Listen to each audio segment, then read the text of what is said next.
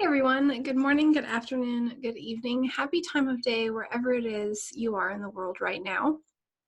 It is a lovely rainy afternoon here in Washington. Finally have all of the crazy yard work outside has completed. Of course, as soon as you go to do a recording is when they need to mow the lawns and trim the sidewalks and whatnot, but so happy to finally be here to be able to record this and share some information with you.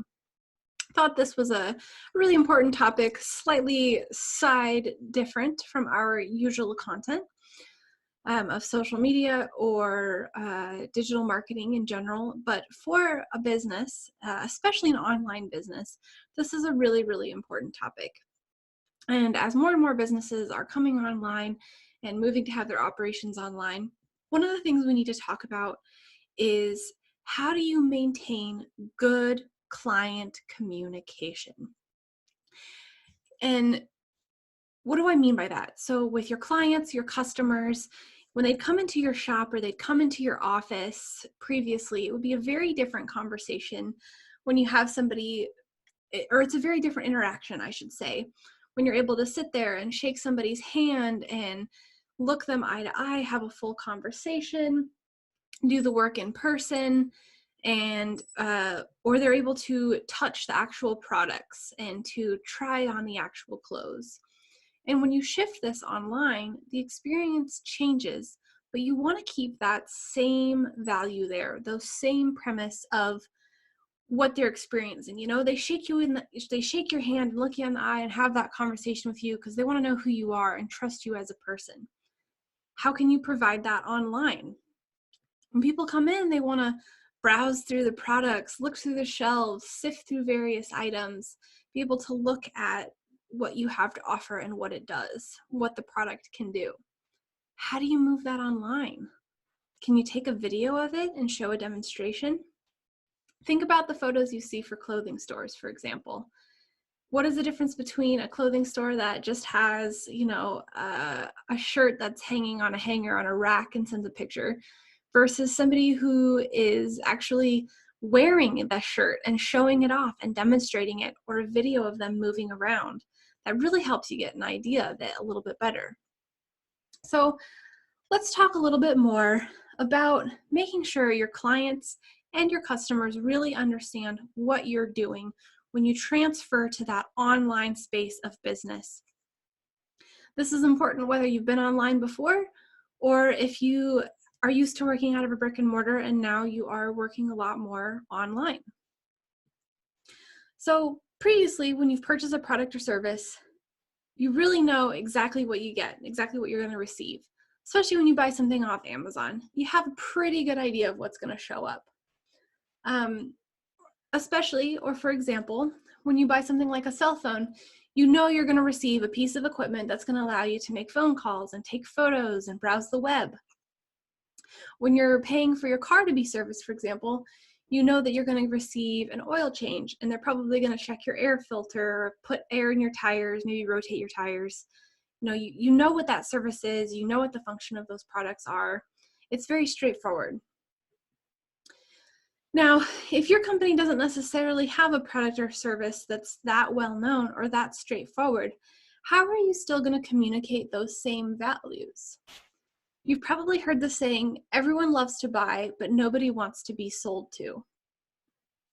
And that makes a lot of sense. And that's even more true online than it is in person.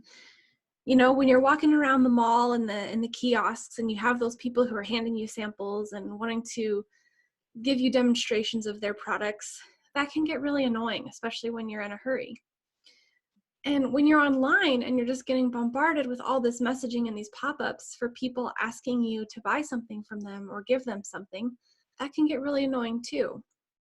So as a business, what can you do to better communicate your product, better communicate your service and that value without being annoying? So the first step is to set proper expectations.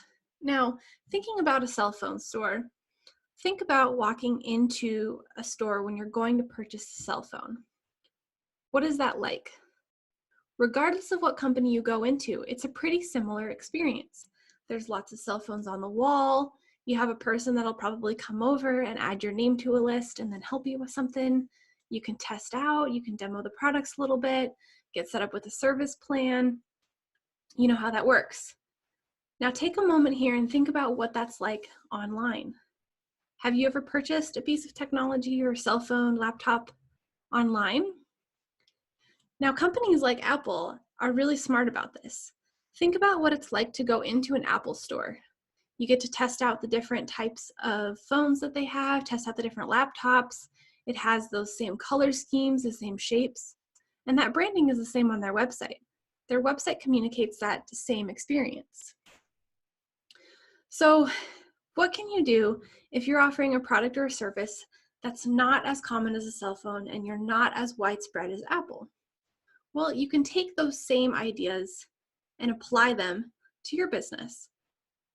So if you were to have a shop or you did have a shop, what were some of the things that made it special? What were some of the key traits? Did you have a sign on the wall? Did you have a brick wall? Did you have a blue wall? Could you make your website replicate that? Make it look familiar. When somebody walked in, did you immediately say, "Hello, how can I help you?" Well, can you put a chat help bot on your website that pops up and says, "How can I help you?"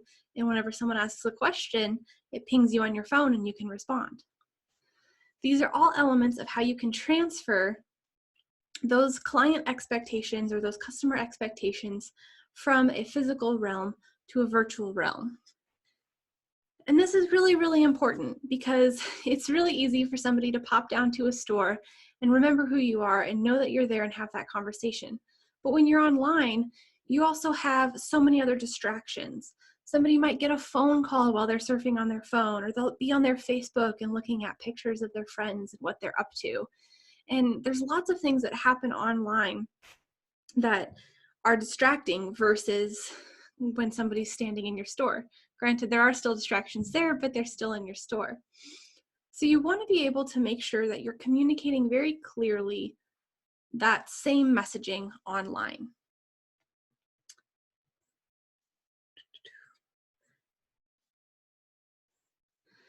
So just a quick recap, when you are moving from working into a physical location into a virtual space, like a brick and mortar, to an online business, or you're starting your business online for the first time, keep in mind to set those client and customer expectations. How can you keep that branding similar? How can you keep the communication similar and set those good expectations so that people know when they come in, they know what they're looking for, they know what they're going to get. When they go to your website, they can find what they're looking for, they can find what the information that they want to know. So that is just a really quick conversation on setting proper expectations when moving your business online. So thanks so much. Have a great day.